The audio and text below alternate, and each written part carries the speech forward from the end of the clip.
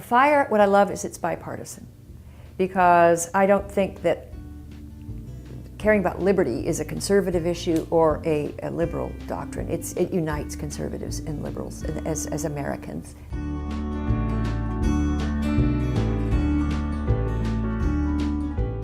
I'm Christina Hoff Sommers, and I'm a resident scholar at the American Enterprise Institute.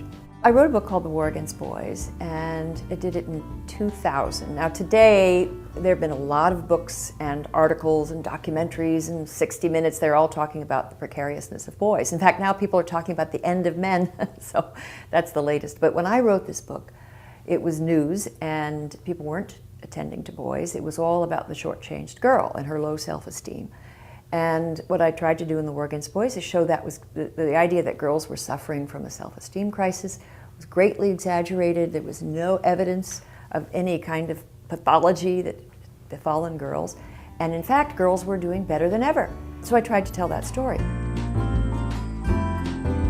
Well, it was considered politically incorrect because it was said to be a backlash against girls. Now, I failed to see how pointing out the misfortunes of boys is backlash against girls. I mean, the well-being of girls depends on the well-being of boys. We're all in this together. It's not a zero-sum game. But unfortunately, there's a very powerful women's lobby. And they are enthralled to a style of feminism that was popular in the 70s, and they've never given it up. So no matter how much progress women make, they're still talking about women being an oppressed class and subordinate. So when I spoke up for boys, it was thought to be a challenge to that worldview, which it was. I wrote a book called One Nation Under Therapy with a psychiatrist, Sally Sattel. And we very much believe that there are people who are mentally fragile and people with mental disorders that need treatment. But the average child, the average adult, is not a mental patient. And this therapeutic approach to normal men and women, and especially to normal children, is harmful. I feel that we've just raised a whole generation of kids who are kind of in a moral fog.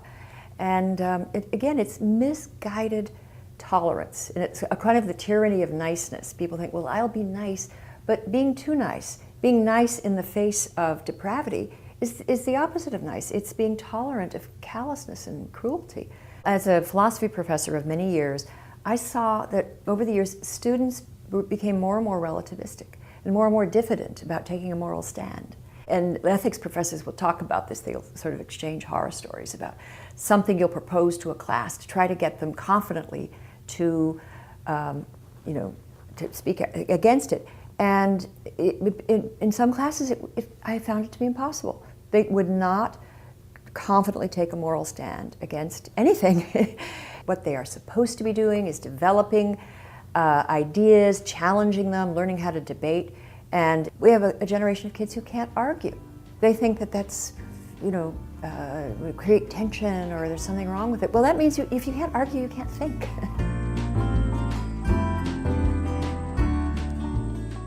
The ideal of liberty and freely speaking your mind is so quintessentially American, so much of our tradition.